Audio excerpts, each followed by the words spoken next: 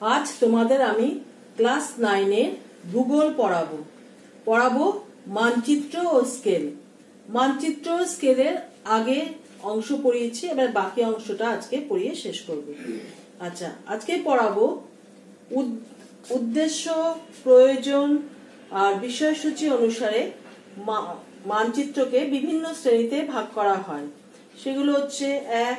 প্রাকৃতিক মানচিত্র, রাজনৈতিক মানচিত্র, পরিসংখ্যান ও বন্টন বিষয়ক মানচিত্র, ট্রোপোগ্রাফিক্যাল মানচিত্র, তারপরে ভূসংস্থান বা ভূতাত্ত্বিক মানচিত্র, নগর মানচিত্র, তারপরে মৌজা মানচিত্র, তারপরে আবহাওয়া মানচিত্র।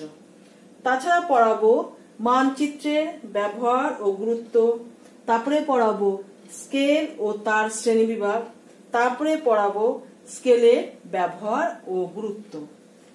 আচ্ছা, এবারে আমি বললাম যে মানচিত্রের শ্রেণীবিভাগের উদ্দেশ্য, প্রয়োজন ও বিষয়সূচি অনুসারে মানচিত্রকে বিভিন্ন শ্রেণীতে ভাগ করা যায়। সেগুলি হলো, আচ্ছা ছবিটা দেখো, সেগুলি হলো দেখো প্রাকৃতিক মানচিত্র, এরপরে পড়াবো রাজনৈতিক মানচিত্র। আচ্ছা, প্রাকৃতিক মানচিত্র ভূপৃষ্ঠের প্রকৃতি বিষয় সমূহকে অবস্থান চিহ্নিত করে। বিভিন্ন সংকেত ও চিহ্নের মাধ্যমে এই মানচিত্রে পাহাড়, পর্বত, মালভূমি, সমভূমি, তারপর হচ্ছে পর্বতশৃঙ্গ, তার উচ্চতা, নদ নদী, তাদের গতিপথ প্রভৃতি দেখানো হয়। এগুলি দেখানোর জন্য সংকেত ছাড়া বিভিন্ন রকমের রঙও ব্যবহার করা হয়। আচ্ছা, এবারে দেখো 2 নম্বর হচ্ছে রাজনৈতিক ম্যাপ। এই মানচিত্রে পৃথিবী, মহাদেশসমূহ,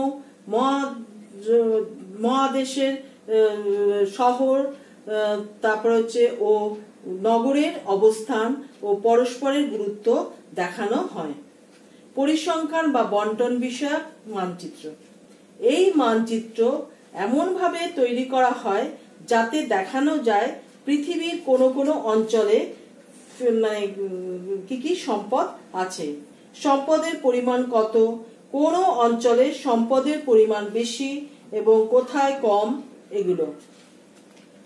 আচ্ছা, যেমন ধান, গম অঞ্চল, কয়লা, খনিজ তৈল অঞ্চল, জনবসতি অঞ্চল, বিভিন্ন সম্পদের বন্টন ইত্যাদি যাবতীয় বিষয়ের বন্টন ও অবস্থান এইসব মানচিত্রে চিহ্নিত করে এবং মানচিত্রে তা প্রকাশ করে।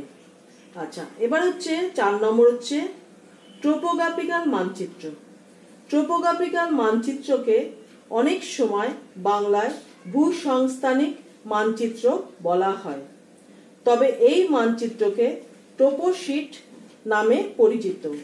এই মানচিত্রের প্রধান বৈশিষ্ট্য সুনির্দিষ্ট স্কেলের বিষয়বস্তুর বিশদ বিবরণ। এই বিষয়সমূহের সুনির্দিষ্ট অবস্থান, সঠিক জরিপ কার্য ও সার্ভের মাধ্যমে প্রকাশিত হওয়ার দরুন এই মানচিত্রে ভূপৃষ্ঠের সবকিছু নিখুঁতভাবে চিহ্নিত করে থাকে।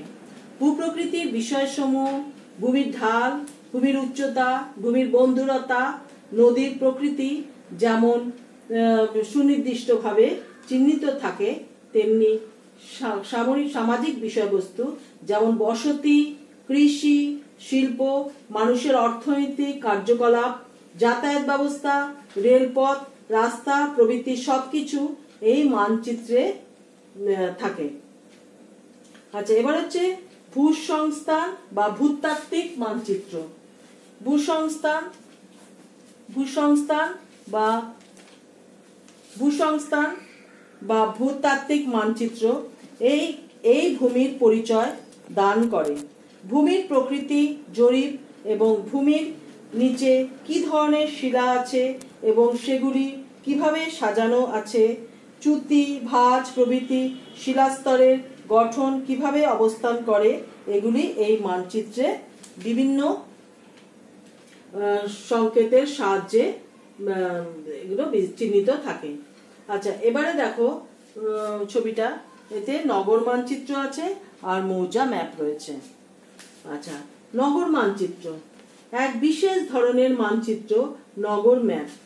অনেক বড় স্কেলে অতি বিশদভাবে এই মানচিত্রে নগরের রাস্তাঘাট, বসতি প্রভৃতি প্রকাশ হয়। এবার বলবো, দেখো মৌজা ম্যাপ। বিভিন্ন সরকারি মহলে জমি জমা সংক্রান্ত কাজে জমির মাপ, সীমানা, অবস্থান, দাগ নম্বর, গৃহ, বাড়ি, বাগান সেগুলির সঠিক অবস্থান ও আয়তন নির্ণয় ও নির্দেশের কাজে এই মানচিত্র অতি গুরুত্বপূর্ণ। এগুলি বৃহৎ স্কেল মানচিত্র। এবারে বলবো আবহাওয়া মানচিত্র। আবহাওয়া মানচিত্র আবহাওয়া বিষয়ক তথ্য পরিবেশন করে। এর সংকেতগুলি আবার এক বিশেষ ধরনের। এই সব বিশেষ বিশেষ চিহ্নিত সংকেতের সাহায্যে মানচিত্রে আঁকা থাকে বায়ুপ্রবাহের দিক, বায়ুপ্রবাহের গতি, আকস্মিক ঝড়ের সম্ভাবনা, উষ্ণতার অবস্থা সমূহ, বৃষ্টিপাত বা তুষারপাতের অবস্থা ইত্যাদি বিষয়। উপগ্রহ চিত্র আবহাওয়া বিষয়ক তথ্য চিত্রে পরিদর্শন করে। আচ্ছা, তাহলে তোমাদের এই শ্রেণী বিভাগটা বলে দিলাম।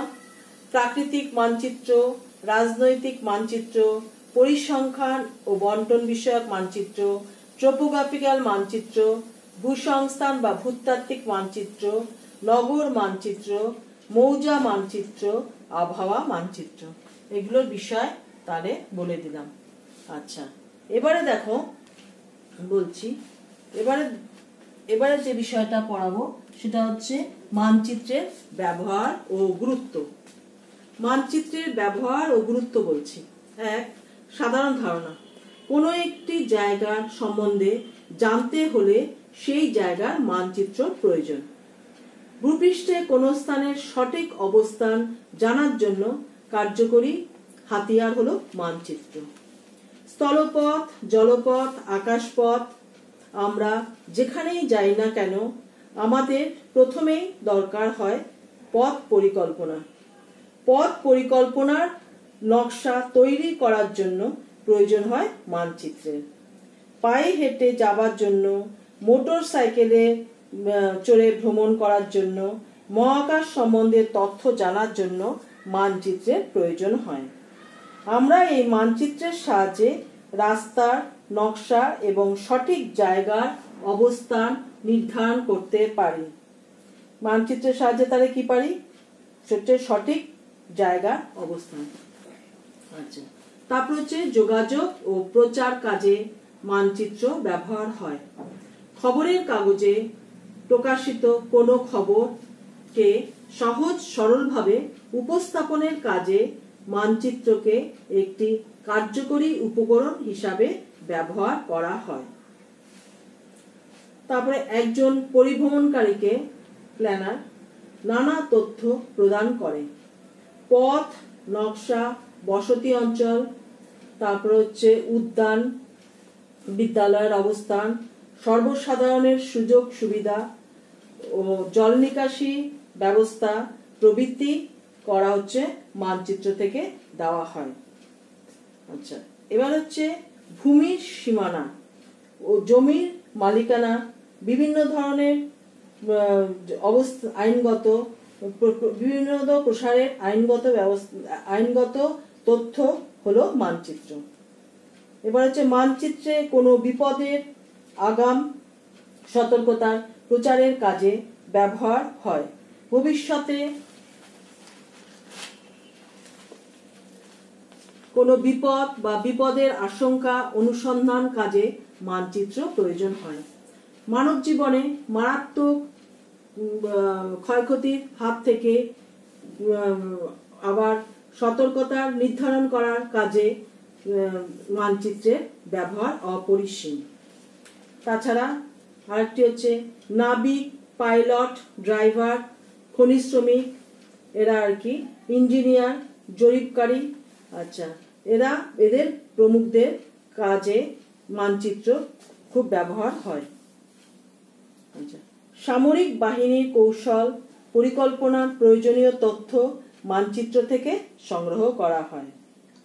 তাছাড়া 9 হচ্ছে মানচিত্রে সাগর, মহাসাগর, দেশ, রাজ্য, জেলা, শহর, গ্রাম, এমনকি স্থানীয় অঞ্চল মানে সব বিষয়ের বিস্তারিত বিবরণ প্রদর্শন করা হয়।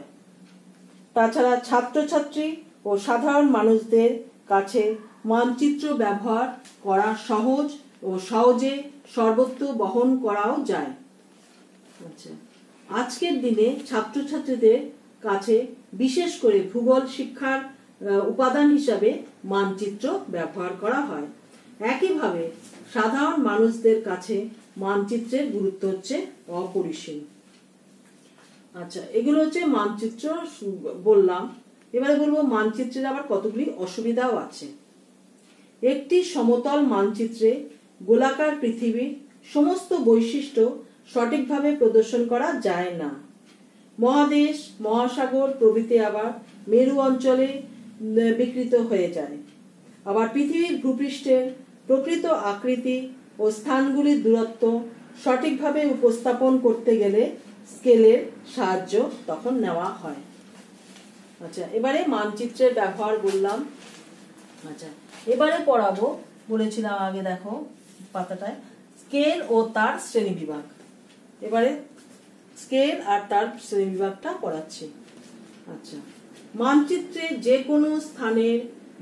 কোনো দুটি স্থানের দূরত্ব এবং ভূপৃষ্ঠে দুটি স্থানের মধ্যে প্রকৃত দূরত্বের যে অনুপাত তাকে স্কেল বলে। তাহলে স্কেল কাকে বলছে আরেকবার বলছি। মানচিত্রে যে কোনো দুটি স্থানের দূরত্ব এবং ভূপৃষ্ঠে দুটি স্থানের মধ্যে প্রকৃত দূরত্বের যে অনুপাত তাকে স্কেল বলে। একটা উদাহরণ দিচ্ছি। মানচিত্রের স্কেল আর কি, 1 সেন্টিমিটার মানে ইকুয়াল টু 1 কিলোমিটার। তাহলে এর অর্থ কি হবে? ভূপৃষ্ঠের 1 কিলোমিটার দূরত্ব মানচিত্রে 1 সেন্টিমিটার দেখানো হয়। মানচিত্রে স্কেল প্রকাশের বিভিন্ন পদ্ধতি, স্কেল প্রকাশের যে পদ্ধতি আছে সেগুলো এবারে বলবো। স্কেল প্রধানত 3টি পদ্ধতিতে দেওয়া যায়। আচ্ছা, সেটা হচ্ছে এক, লিখিত স্কেল। অর্থাৎ লিখিত স্কেল মানে কি? অর্থাৎ লিখিত বিবৃতির মাধ্যমে প্রকাশিত স্কেল। আচ্ছা, যেমন হচ্ছে scale 2 centimetre equal to 1 kilometre. আচ্ছা, 2 হচ্ছে আরএফ অর্থাৎ প্রতিনিধিত্ব ভগ্নাংশ, রিপ্রেজেন্টেটিভ ফ্র্যাকশন। যেমন আরএফ এর সমান 1:1 লক্ষ। তাহলে কি হবে? মানচিত্রের দূরত্ব ও ভূপৃষ্ঠের প্রকৃত দূরত্ব সমানুপাতের মাধ্যমে প্রতিনিধিত্বমূলক ভগ্নাংশে প্রকাশ করা হয়। তাহলে এটা বলছি। আচ্ছা, এটা বলছি আরএফ তাহলে কি হলো? ইকুয়াল টু হবে মানচিত্রের দূরত্ব আর তার নিচে লিখবে ভূপৃষ্ঠের দূরত্ব। আচ্ছা, এবারে বলবো রৈখিক স্কেল। তাহলে বললাম তোমার 3টি পদ্ধতি। একটা বললাম বিবৃতির মাধ্যমে প্রকাশিত স্কেল, আর একটা বললাম আরএফ, আর একটা বলবো রৈখিক স্কেল। আরটা হচ্ছে রৈখিক স্কেল। অর্থাৎ সরলরেখার মাধ্যমে প্রকাশিত স্কেলকে রৈখিক স্কেল বলে। রৈখিক স্কেল তাহলে কাকে বলছে আরেকবার বলছি। সরলরেখার মাধ্যমে প্রকাশিত স্কেলে রৈখিক স্কেল বলে। এই যে ছবিটা দিয়েছি। আচ্ছা, সাধারণ বিবৃতির মাধ্যমে স্কেল। লিখিত স্কেল সহজে বিবৃতির মাধ্যমে মানচিত্রে প্রকাশ করা হয়। যেমন 1 সেন্টিমিটার ইকুয়াল টু 10 কিলোমিটার অথবা 1 ইঞ্চি সমান 1 মাইল। আচ্ছা, এবার হচ্ছে সুবিধাটা বলছি। সাধারণ বিবৃতির মাধ্যমে স্কেলের সুবিধা। সাধারণভাবে লিখিত বিবৃতির মাধ্যমে প্রকাশিত এই স্কেল সাধারণ ও সহজ বোধ্য হয়। 2, এই স্কেলে প্রতিনিধিমূলক ভগ্নাংশ মানে আরএফ মনে রাখার প্রয়োজন হয় না। আচ্ছা, এবারে এর অসুবিধাগুলো বলছি। এক দেশের প্রচলিত এই স্কেল ভিন্ন দেশে একইভাবে গ্রহণযোগ্য হয় না, কারণ এককের নাম মিটার, কিলোমিটার, সেন্টিমিটার, মাইল, ইঞ্চি প্রভৃতি এককের পরিবর্তে সেখানে অন্য কোনো এককের প্রচলন থাকতে পারে। ফলে সেক্ষেত্রে বিবৃতিমূলক স্কেল দুর্বোধ্য হয়ে পড়ে। প্রসঙ্গক্রমে বলছি যে রাশিয়া বা জার্মানির এককের কথা ধরা যাক। সেখানকার প্রচলিত মানচিত্র একক যেমন সার্জেনিয়ান, ওয়েস্ট ইত্যাদি অন্য ভাষাভাষীর দেশে লোকের কাছে একেবারে গ্রহণযোগ্য নয়। 2 হচ্ছে অপ্রচলিত লিখিত এককের পরিমাপ উপলব্ধি করা কঠিন, প্রয়োজন অনুযায়ী তবে পরিবর্তন করা অত্যন্ত জটিল ব্যাপার। মানচিত্রকে আকারে ছোট বা বড় করলে স্কেলের বিকৃতি ঘটে, তাই এই স্কেলকে সহজভাবে সর্বত্র গ্রহণযোগ্য বলে মনে করা হয় না। আচ্ছা, এবারে বলবো প্রতিনিধিত্বমূলক ভগ্নাংশের মাধ্যমে প্রকাশিত স্কেল। এই পদ্ধতিতে তৈরি স্কেলকে প্রতিনিধিত্বমূলক ভগ্নাংশের মাধ্যমে প্রকাশ করা হয়। সংক্ষেপে একে আরএফ বলে এবং আরএফ নামে এটা পরিচিত। এই পদ্ধতিতে মানচিত্রের দূরত্ব ও ভূপৃষ্ঠের দূরত্ব সমানুপাতকে প্রতিনিধিত্বমূলক ভগ্নাংশে প্রকাশ করা হয়। মানে আর কি আরএফ ইকুয়াল টু 1:1 লক্ষ। আচ্ছা, এটা হচ্ছে আরএফ বা রিপ্রেজেন্টেটিভ ফ্র্যাকশন কথাটির মানে মানচিত্রের 1 একক। আচ্ছা, অর্থাৎ মানচিত্রের দূরত্বের 1 একক। আচ্ছা, প্রকাশ করে ভূপৃষ্ঠের প্রকৃত দূরত্বের সমানুপাতকে দূরত্ব হয়। এবারে হচ্ছে এই স্কেলের আরএফ স্কেলের সুবিধাটা বলছি। মানচিত্রের দূরত্ব ও ভূপৃষ্ঠের দূরত্ব একই এককে প্রকাশ করা হয়। এর ফলে সহজে বোধগম্য হয় ও সহজে ব্যবহার করা হয়। আচ্ছা, 2 এই সংখ্যামূলক স্কেল যে কোনো এককে সহজে পরিবর্তন করা হয়। এই সহজ পরিবর্তন যোগ্যতার জন্য সহজ ব্যবহার করা যায় ফলে জনপ্রিয়। আরএফ 3 নম্বর আরএফ থেকে স্কেল দূরত্বের অনুপাত নিখুঁতভাবে প্রকাশ করা হয়। সংখ্যামূলক স্কেলের আবার অসুবিধা আছে। মানচিত্রকে আকারে ছোট বা বড় করলে এই স্কেল কার্যকরী থাকে না, স্কেল পরিবর্তন করতে হয়। আরএফ স্কেল নির্ণয়ের জন্য যথেষ্ট পূর্ব জ্ঞানের প্রয়োজন হয়।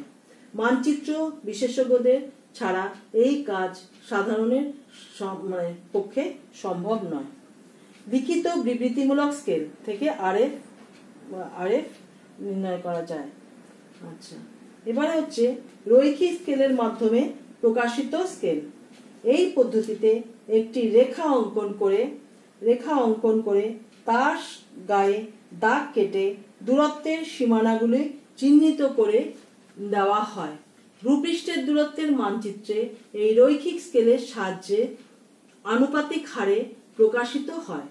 প্রকৃত মানচিত্রকে ছোট বা বড় করলে মানচিত্রে প্রদর্শিত হয় বা অঙ্কিত স্কেলটি ও সমানভাবে ছোট বা বড় হয়। ফলে মানচিত্র স্কেলটির পরিমাপ সঠিক থাকে, তার কোনো পরিবর্তন হয় না। সেজন্য প্রতিটি মানচিত্রে এই রৈখিক স্কেল দেওয়া হয়।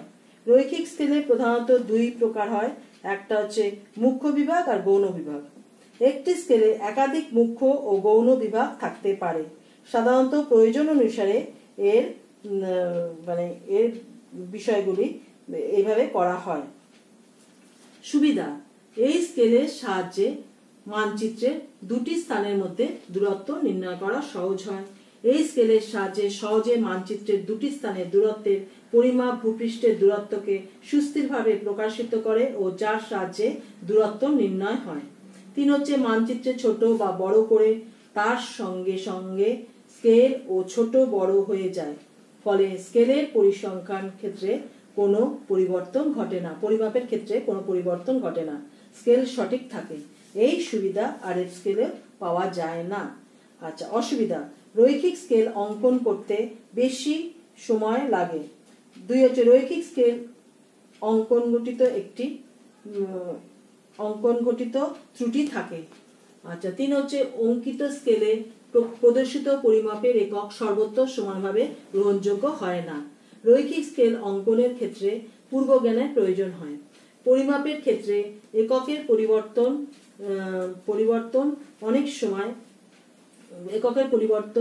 অনেক সময় মানে যেমন সেন্টিমিটার থেকে ইঞ্চিতে অথবা ইঞ্চি থেকে সেন্টিমিটারে অনেক সময় সঠিক হয় না। এবারে বলবো লাস্ট, স্কেলের ব্যবহার ও গুরুত্ব।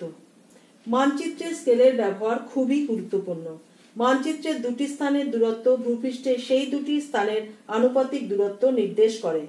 2 স্কেলের সাহায্যে দুটি স্থানের প্রকৃত ও সঠিক দূরত্ব নির্ণয় করা হয়। 3 বাস্তবে বৃহৎ অঞ্চলকে মানচিত্রে একটি ক্ষুদ্র অংশে প্রকাশ বা অঙ্কন করতে গেলে স্কেলের ব্যবহার লাগে। আর ক্ষুদ্র স্কেলে বৃহৎ অঞ্চলে স্বল্প পরিসর প্রদর্শিত হয়।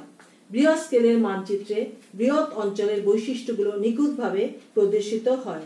তাছাড়া মানচিত্রের ব্যবহারিক লক্ষ্য ও উদ্দেশ্য অনুসারে মানচিত্রের স্কেল বৃহৎ ও ক্ষুদ্র করা হয় এবং বিশেষ মানচিত্র অঙ্কন করা হয়। আচ্ছা, যেমন ভূবৈচিত্র্য সূচক মানচিত্র, জিওগ্রাফি, যে মৌজা ম্যাপ, এগুলো ফিল্ড ম্যাপ প্রভৃতি ক্ষেত্রে বিশেষ স্কেল ব্যবহার করা হয়। আচ্ছা, এবারে কয়েকটা প্রশ্ন দিচ্ছি, প্রশ্নগুলো ভালো করে পড়ে রাখবে। আচ্ছা, প্রাকৃতিক মানচিত্র, রাজনৈতিক মানচিত্র কাকে বলে? আচ্ছা, ট্রোপোগ্রাফিক্যাল মানচিত্র কাকে বলে? আর মৌজা মানচিত্র কাকে বলে? তারপরে লিখবে মানচিত্রের ব্যবহার ও গুরুত্ব, 3টি লিখবে। আচ্ছা, স্কেল আর তার শ্রেণীবিভাগগুলি কি কি, আর স্কেলের ব্যবহার ও গুরুত্ব